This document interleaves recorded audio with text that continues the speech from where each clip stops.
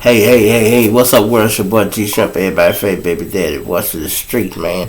And today we in Chicago with it again, man.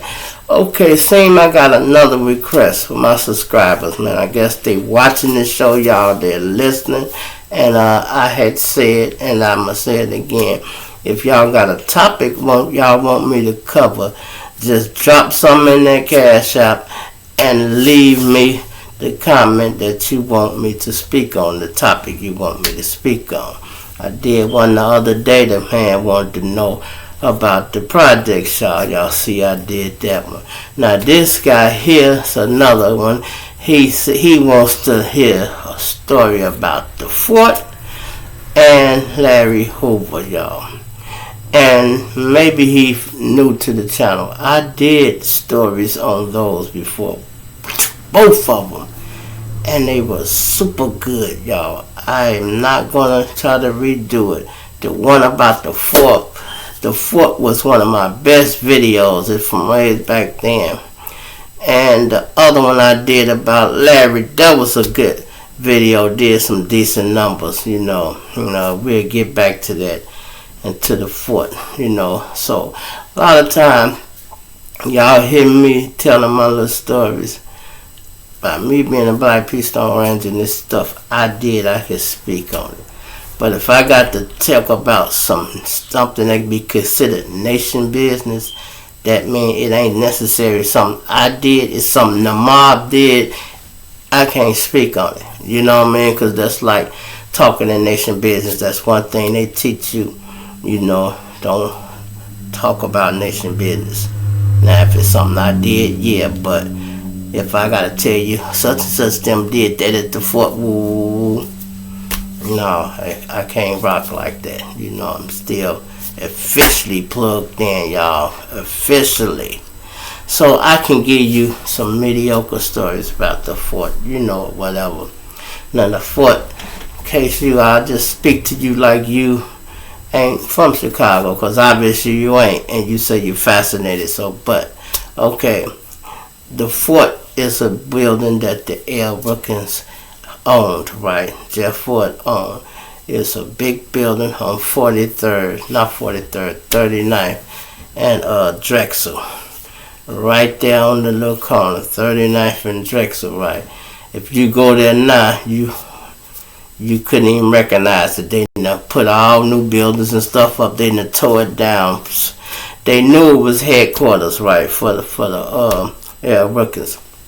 We used to have a party every Friday and Saturday, y'all, and it would be jumping. But when I was young, I couldn't understand.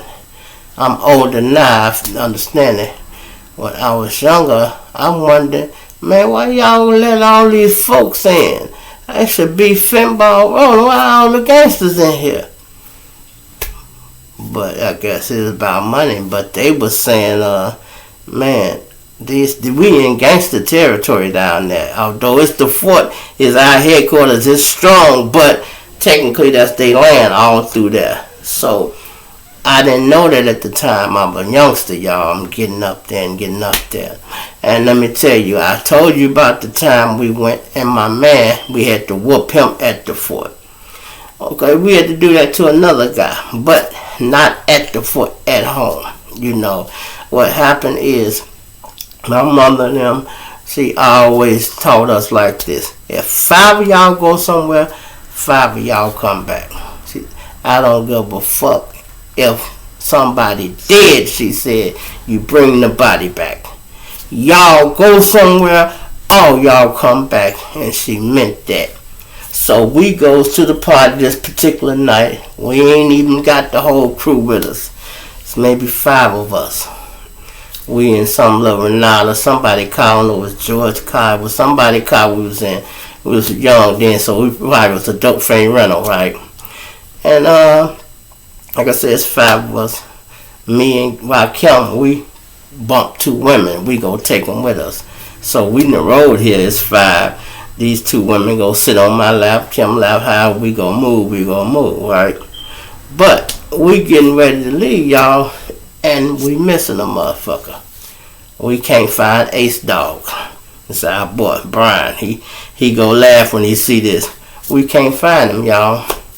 So we sitting there in front of the fort. Now, it's closing now, y'all. So, damn near all the cars gone. They pulling out. A few of the OGs was still there. And the police was circling around. And, you know, after a while, we sitting out there looking crazy by ourselves. So the OGs come down. Hey, man, what's happening? Joe, y'all ain't left yet? We like, no, we waiting on our boy. So we all had, I said, man, you think that nigga ran over there at Project and tried to buy some shit? Motherfucker like, I don't know. Man, that nigga might have did try to go buy some powder. You know, nigga was snorting cocaine back then, right? And I'm like, you think that nigga did that? And I'm like, Kim, did you have some? He like, man, yeah, but it's gone. And ooh, I'm like, damn, man. I hope that nigga ain't went over there at Project and got into it. That kept coming to my mind, right? So the bookings getting ready to go. They all coming. They like, what's going on, little brother? Y'all alright? We like, no, man. We one of our guys missing, man. We don't know if he went to that project or not. Boy, listen. We mounted up a few guys and we went over there and searched all them little buildings. The ones that was close to us, it was like 3. We went and they respected us. They let us come in. We tell them we missing the guy. We just want to check down in the basement or something, make sure he ain't in the stairwell shot or nothing like that. We searched one little project a little bit, like from there to the 3rd floor. We just wanted to see the garbage area and, you know, elevator area, places you could get hurt if you never been in the building. So we did that to 2 buildings. And, you know, so they like, yeah, well, I'm saying to myself, he ain't went no farther than this. If he ain't in there in one of these buildings, he ain't in no building. So we called that off, y'all. These women was so loyal and wanted to fuck with us so bad. The party was over at 12, y'all. We've been out there 12. Now it's 1, and it's 2. Now it's 3. The police done circled around 20 times. They pulled back up. Y'all friend ain't showed up yet still? We like, no. They like, damn. The women sitting in the car on our laps and shit, sleeping, and we sitting there like, man, what the fuck? Where this nigga at? I'm like, if he done went fuck the chick, he oughta been, man, back by now. Told us something. Never show up, right? Now this old school, y'all, where we had the pages and shit, right? Start getting pages from the neighborhood because the sun is coming up now. It's like 5 o'clock, 5:30. You know, I call back. Hello, yeah, what's up? Oh, so I ain't even around there yet, man. So I'll holler at you in a while when I get there. Oh, all right, click. You know, here it is now, getting close to 7, and nigga still ain't showed up, y'all, right? So the nigga called me back. Damn, Trump, I said, yeah, you ain't running around here yet. I'm like, no, nigga, I told you I'm waiting on my partner. I can't goddamn move till I find him. He like, who? I said, I'm waiting on Brian. He go, H-Dog? I said, yeah. I just seen H-Dog. He went in the house. I said, man, no, you didn't. Yes, I did. I stopped lying. He like, I ain't lying, man. I know who he is. That's Terry, the nephew. Woo, and he get to describing him. He know the house and everything. I'm like, I know you lying, man. He like, man, I'm telling you, man, let's go, y'all. We got around the boy. We was so mad, boy, when we seen Tim, boy. I'm talking about some tussling going on. Man, boy, you bogus, man. How you gonna leave us there and didn't call us? But he was so caught up in getting that little pussy or whatever he was doing, he forgot he left all his guys down there. Now, these new niggas, they not loyal like that. But he knew. We've been waiting on each other like that. He already knew. But he was thinking with his little head and not his big head. You feel me? And that is just crazy, man. I'm like, wow, man. And like I said, we had to touch him up about that shit, right? Now, like I say, the fort, that building, it always belongs to the L. Rookins, man. And it's funny how Jeff went to jail when they had wiretapped the phone calls and all that. You know, let me tell you something. The police be playing little games. They'll put shit in your way so you can get caught up. Throw the bait out there. Now everybody know Jeff was allegedly arrested for having a rocket launcher and supposed to have been shooting a plane out the sky. Allegedly. You know, and he had ties to Gaddafi. So they done hit him with treason, y'all. He would never come home because he betrayed his country, let them say allegedly. This same rocket launcher end up on the west side somehow, y'all. Angelo end up with it. He said he gonna blow up a goddamn police station. And he get caught, locked up however he did, and then somebody else with it. I swear to God, and this on my mama, this same broke ass rocket launcher with no shells and a pin missing, they've been baiting that in gangs' face for years. Because if you ever want to get close to some gang members, they always will have their own drug connection, their own this and that. One thing that gangs always need is weapons. So they'll tell you if a Glock with a switch right now costs $900, man, I get to you for $3. You be like, what? $3? Give me 4 of them. And boop, before you know it, they popped. You know, same kind of shit happened. Most y'all familiar with the G Papa, y'all. G Papa come home. G Papa is an old school general, y'all. He from Motown. Kind of like one of Jeff's right hand men, a high ranking general with him, because he act like that. You know what I mean? When you become a general, you have so much power. You can get power struck if you're not used to it and you're not humble. You need to be humble sometimes, not crash out all the time, right? So he gets out of jail, y'all, and naturally hey man, y'all need to, everybody, I need G, I need a stack from you, stack from, He putting this little thing down, welcome home, and you know, he just trying to eat. But he's so aggressive with it, you know. So the real players, we like, hey man, look, I can hit you one time, but you ain't coming over here every week. I'm not doing it. He respect that. But you had quite a few like, man, I'm not getting them shit. I'm not getting them shit. I don't give a fuck who he is. I mean, look, man. We ain't talking about no old shit. If he ain't gonna put no new work in, he gonna shut the hell up. This nigga woofing. He done come up missing. Every nigga had something slick to say, come up missing. Nah, I ain't saying he done that, but hey, you can read between the lines what you think. Same old trick, like I said, with them people, y'all. Got guns. They make a deal. I don't know how he got hooked up with these people, whoever he was supposed to have been meeting.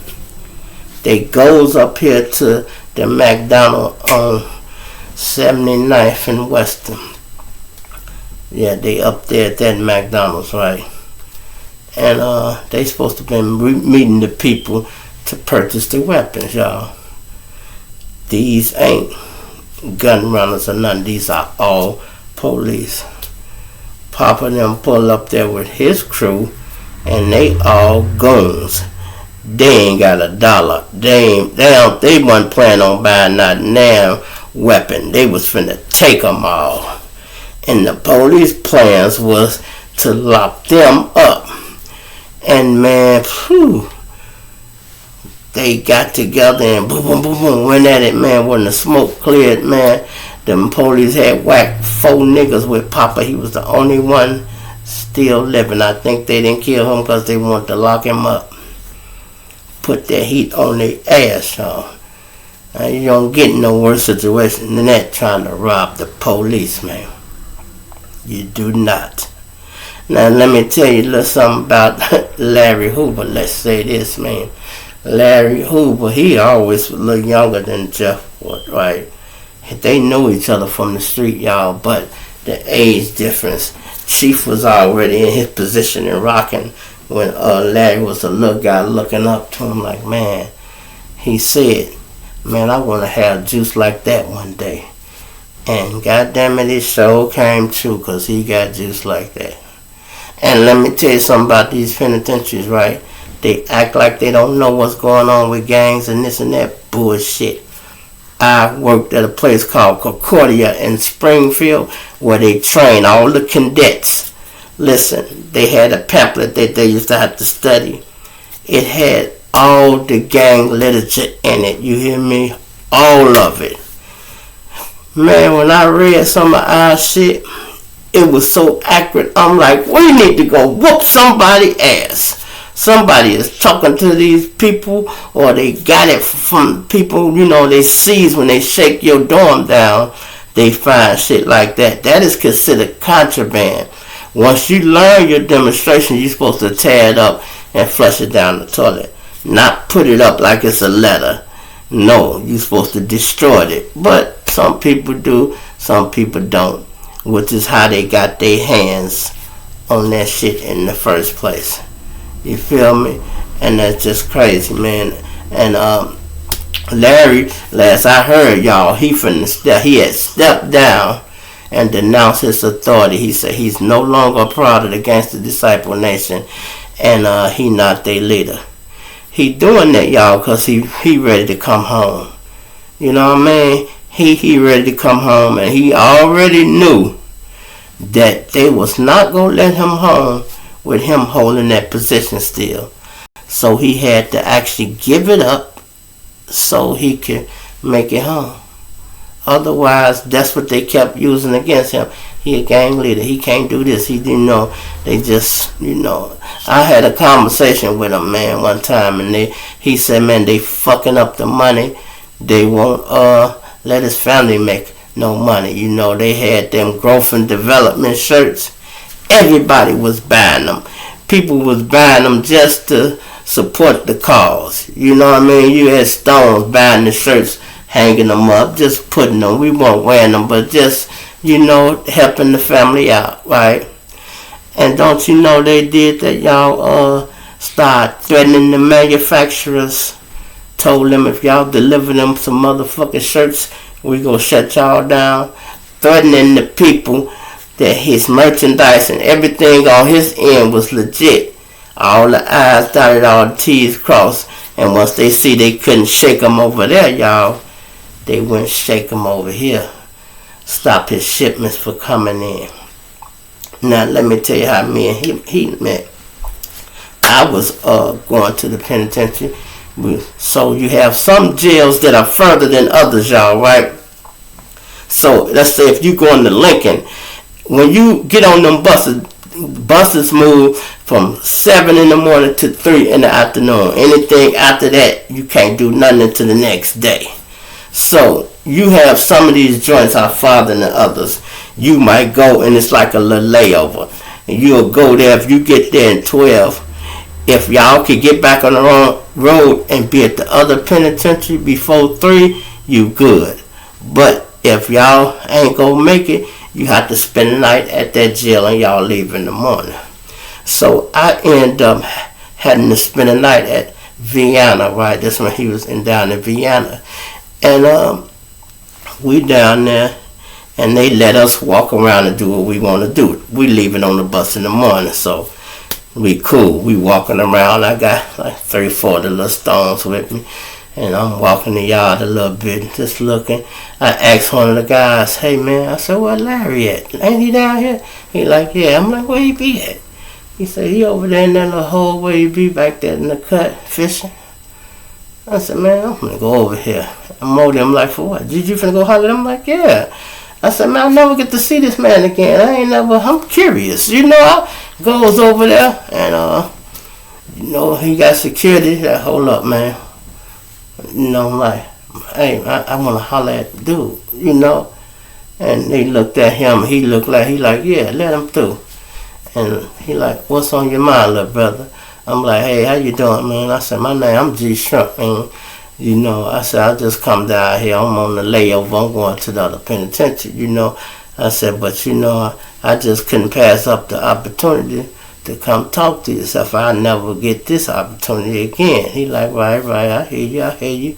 I said, so I just came to, you know, see if I could demonstrate with you for a little bit. He like, yeah, take a seat, man.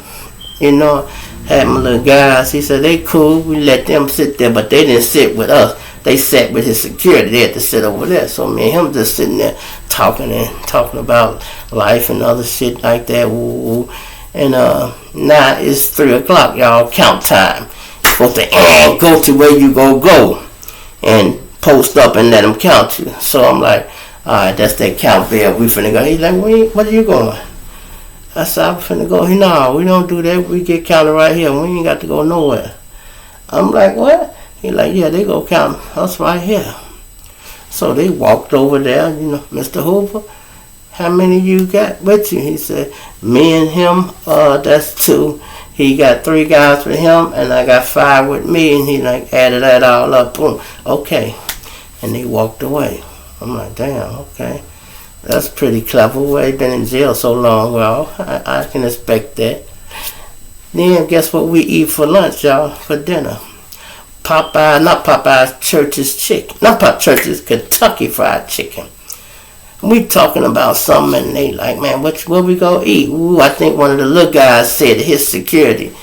And he like, I don't know what you feel like today. What you? And he asked me, I said, man, I like Kentucky Fried Chicken. He said, they got a Kentucky too. Oh, yeah, that's what we might get. Woo. He signaled from one of the guards, right? Lady guard. I don't know what they had going on, y'all. But told her what he wanted or whatever. Plus, you have money and shit too. However, they was working it. She was able to go get us some food and bring it back.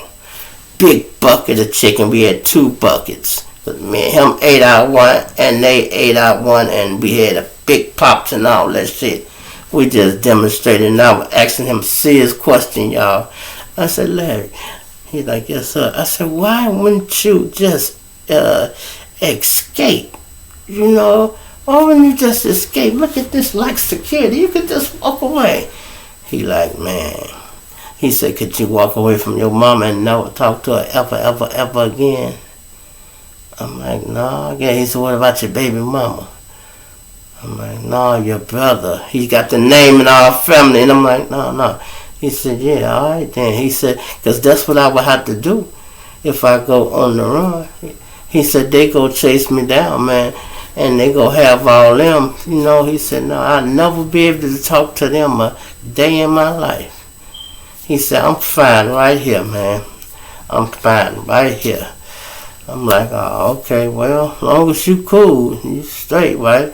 We demonstrated, and then I went on in, you know, laid it down for the night. Next morning, we finna go, y'all. We got a bus. The bus, when you leave out there on the bus pull in there and open one gate, and they pull in the middle. It'll close this back gate and then open the other one. They don't work together. They work one at a time, not simultaneously. So this gate had to open. He go pull that, close that gate, then open that one. So we getting on the bus and we loading up. And all of a sudden, Larry walks up. Him and the security, you know. Now, we hadn't got on the bus yet. We finna get on it, you know. And he said, hey, what's up? I'm like, hey, what's up, man? What's going on? He said, man, I enjoyed the conversation so much yesterday. I thought I'd come see you off, you know, and we just chopping it up again, right? Do you know, y'all, and I swear to God, I put this on my kids. Listen, they put everybody else on the bus. Me and Larry talked for damn near an hour and 40 fucking minutes. They didn't say, hey, hurry up. They didn't do shit. Them white people was like, they had their head down like, they didn't say shit. What they did tell me after I left and got on the bus and hollered at the other ones, and He like, man, when I got on the bus and we finally left, my little stones on the bus wilding out, right? Boy, the G-strip somebody, boy, they holding up the bus. Boy, look at the general out there. Oh, they holding up the bus, boy. Ooh, I can't wait to tell people this one. Ooh, hey, look, he out there talking to Larry, boy. Ooh, and he tweaking, right? As y'all say, this nigga tweaking. But the police ain't. They sitting there like, shit, I don't know who he is, but this some high-ranking motherfucker, because he ain't just came out here to talk to know anybody. You know, they said Larry only been to that gate maybe 3 times. They say he came when Shorty G or somebody was down there, one of the gangsters. But he came, seen 2 vice lords. I think Willie Lloyd come through there. He synced him. And it was another high-ranking lord or something. And then me. They like, and this like, he only been out there for 1 gangster. The rest was, you know, finna ball rolling. But it all depends on your conversation, right? So when I get on the bus, now I got the front seat, cause ain't no more seats left. They got 40 motherfuckers on the bus. So I get on, I had to, he cuffed me up and he said, what's your name, man? I'm like, huh? He said, what's your name? I said, Maurice Juette. And he like, oh. He pulling up, pull the paper up. He smiled, he said, oh, he a general. He said, I figured you had to have some rank for him to be talking to you that long and like that. I'm like, yeah, I was wondering why y'all hadn't rushed it. I'm waiting on y'all to come stop us from talking. He like, nah, we didn't do that. He said, man, he ain't been out. He said, I can count on my hand how many times he been to this gate.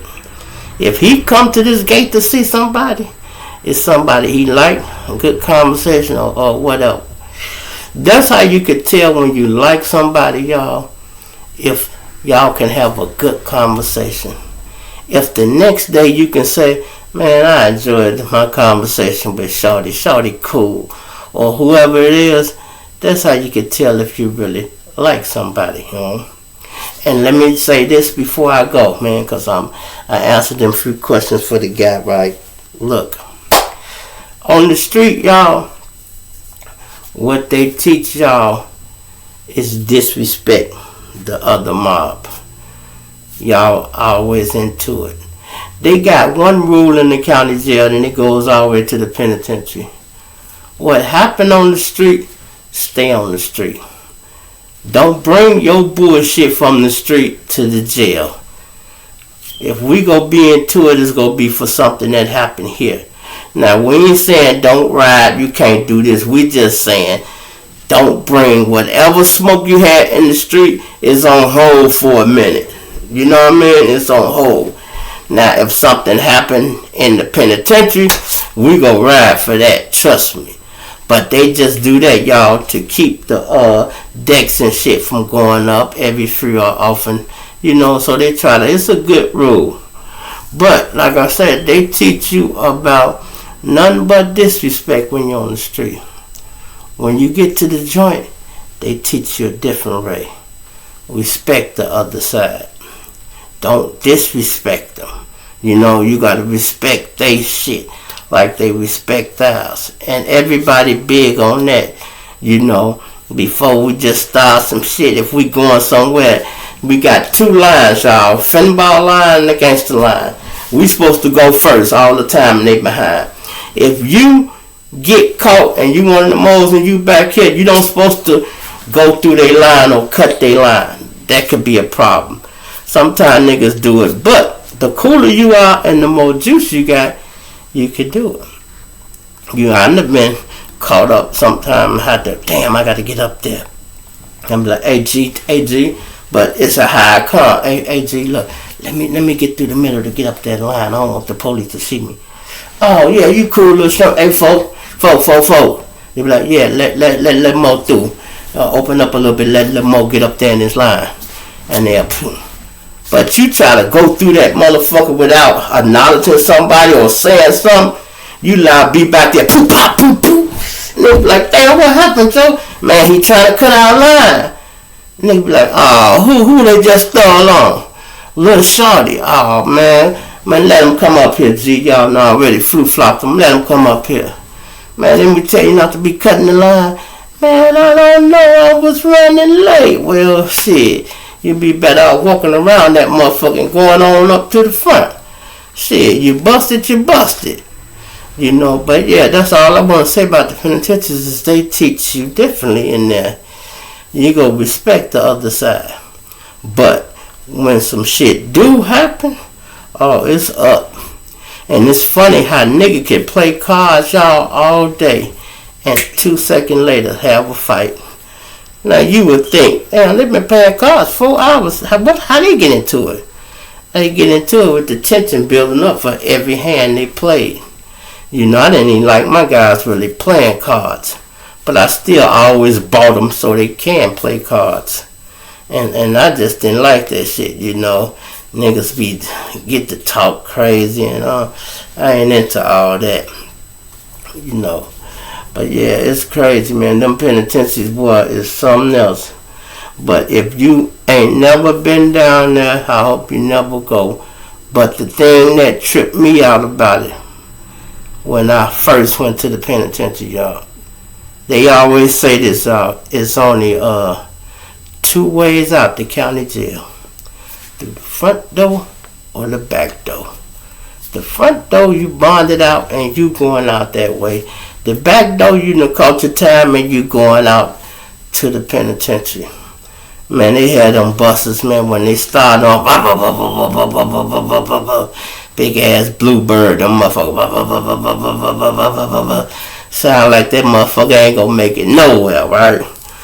Ooh, boy, when they pull out, that's what I used to tweak off. When they pull out, them county sheriffs, they be on their job. They stop blocking streets. You don't stop. When that bus pull out, ain't no stopping. Man, they go block the streets off. When you get to the first intersection, you go see police with the street block, and y'all go 3-4 blocks down every street. The police go be there letting you come through. When you turn and get on the expressway, that bus ain't gonna stop, y'all. You hear me? Until you get to the penitentiary. I promise you, they ain't gonna stop. But if you looking out the window, you be like, damn, look at these motherfuckers moving. Boy, they is not playing about these. Man, shit. That's one thing about the penitentiary. They don't care about nothing else you doing. You better not try to escape. Like someone said, don't cross the gun line, boss. Don't cross the gun line, you hear me? It was something else I meant to tell y'all. It done slipped my mind after talking. It had something to do with the penitentiary, but it'll come to me, you know, I'll get back with it. You know, but I told y'all I went to the funeral the other day, man, and you know, I still think about that. I woke up in my sleep last night joking about that. And you know, I had cracked another joke. I said, man, some of you people, you church members don't understand that your pastor got caught in bed with a man. Boy, I was laughing so hard about that. These preachers, y'all, they just pepping the congregation so hard. And he had the nerve to say, don't be mad at me because the Lord blessed me with a Bentley. Hold up. Let's stop right there, motherfucker. First of all, the Lord didn't bless you with shit. We did. Your congregation did. And you did it, overly did it by passing out 5 goddamn offerings in 1 hour. It's like before you could finish 10 minutes of your conversation, here go a plate. Here they got regular offering, they got a love offering, they got a pastor's offering, a nurse's offering. You like, what the fuck? When y'all gonna have to get back to the church people offering? When y'all gonna do that? Look like you ought to have one day and say, hey, you know what? We're not having no office today. Y'all been doing so well. Y'all have built our building fund up. Every church you see had a building fund and they never reached their goddamn goal. You know why? Because the pastor buying Bentleys and shit. Did y'all see? The pastor got robbed at the church. On live. You hear me? On live. He just flashy than a motherfucker. Mink coats and Louis Vuitton this rings, and him and his wife in the pulpit. They just milking the game. You know, they milking it. And I guess the little thugs walking by. Damn, who Bentley is this? Oh, that's the Rev. The Rev?